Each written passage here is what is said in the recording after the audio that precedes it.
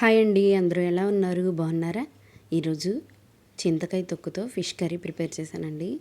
ఇది మన అమ్మమ్మల కాలం నాటి వంట అండి. చాలా టేస్టీగా ఉంటుంది, చాలా బాగుంటుంది, చాలా ఈజీగా ప్రిపేర్ చేసేసుకోవచ్చు. మనం పులుసు ఈగురు చేసుకునే ఫిష్తో కూడా ఈ చింతకాయ తొక్కు కర్రీ ప్రిపేర్ చేసేసుకోవచ్చు అండి. ఎలా చేయాలో నేను చూపిస్తాను. ఇప్పుడే నా ఛానల్ని ఫస్ట్ టైం చూస్తున్నట్లయితే ప్లీజ్ నా ఛానల్ని సబ్స్క్రైబ్ చేసుకోండి, సపోర్ట్ చేయండి. ఇప్పుడు ఈ చింతకాయ తొక్కు కర్రీ ప్రాసెస్లోకి వెళ్ళిపోతాం. ముందుగా చింతకాయలు తీసుకున్నానండి. క్వాంటిటీని ఫిష్ ముక్కల్ని బట్టి తీసుకోండి.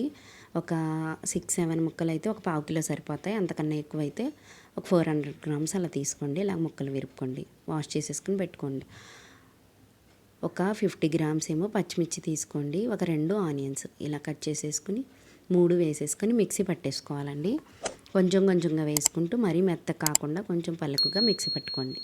ఇలా మిక్సీ చేసుకుని ఫిష్ కర్రీ ఏ బౌల్లో అయితే వండుతున్నామో ఆ బౌల్లో వేసేసుకోండి. దాంట్లో ఒక 1 టేబుల్ స్పూన్ అల్లం వెల్లుల్లిపాయ పేస్టు, ఒక 1.5 టేబుల్ స్పూన్ కలుపు వేసుకోండి. చింతకాయ పులుపుకి సాల్ట్ చూసుకుని వేసుకోండి. పావు టేబుల్ స్పూన్ పసుపు, కారం అయితే పచ్చిమిర్చి ఎక్కువే వేసాం కదా, కారం ఒక 2 టేబుల్ స్పూన్ వేస్తే సరిపోతుంది. ఒక 1 టేబుల్ స్పూన్ ధనియాల పొడి, 2 టేబుల్ స్పూన్ కారం. కారం పచ్చిమిర్చి తగ్గించుకుంటే కారం ఇంకొంచెం ఎక్కువ వేసుకోండి. చింతకాయ పులుపుకి కారం ఎక్కువే పడుతుంది. ఒక 4 టేబుల్ స్పూన్ ఆయిల్ వేసేసుకొని కలిపేసుకుందాం. ఇదంతా పొయ్యి మీద పెట్టకుండానే పక్కన పెట్టుకుని కలిపేసుకుని ఆ తర్వాత పొయ్యి మీద పెట్టుకోవాలండి. ఇప్పుడు మనం వాష్ చేసుకున్న ఫిష్ ముక్కల్ని వేసేసుకుందాం. ఇలా పరిచినట్టుగా చక్కగా వేసేసుకోవాలండి. బౌల్ పెద్దగా ఉంటే బాగుంటుంది ఫిష్ కర్రీకి. ఇలా వెడల్పు గిన్నె పెట్టుకోండి. ఇలా పరిచేసుకున్నాక వాటర్ వేసుకోవాలండి. దీంట్లో ఒక మీడియం గ్లాస్ వాటర్ వేస్తే సరిపోతుంది. చింతకాయలోంచి కూడా వాటర్ వస్తుంది. ఈ చింతకాయ తొక్కు ఫిష్ కర్రీ లేత చింతకాయలతో చేసుకోవాలండి, అప్పుడే బాగుంటుంది.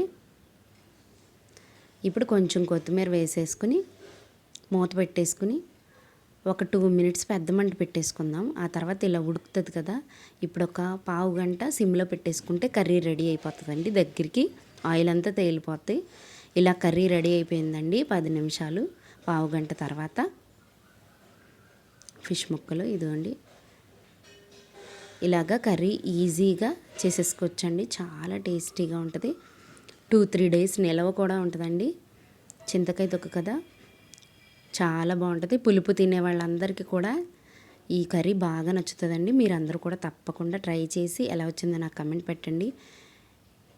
చింతకాయ కర్రీ, ఈ ఫిష్ కర్రీ ఇష్టం అన్న వాళ్ళు ఒక లైక్ చేయండి. ఈ వీడియో మీకు నచ్చితే ప్లీజ్ సబ్స్క్రైబ్ చేసుకోండి. Thank you.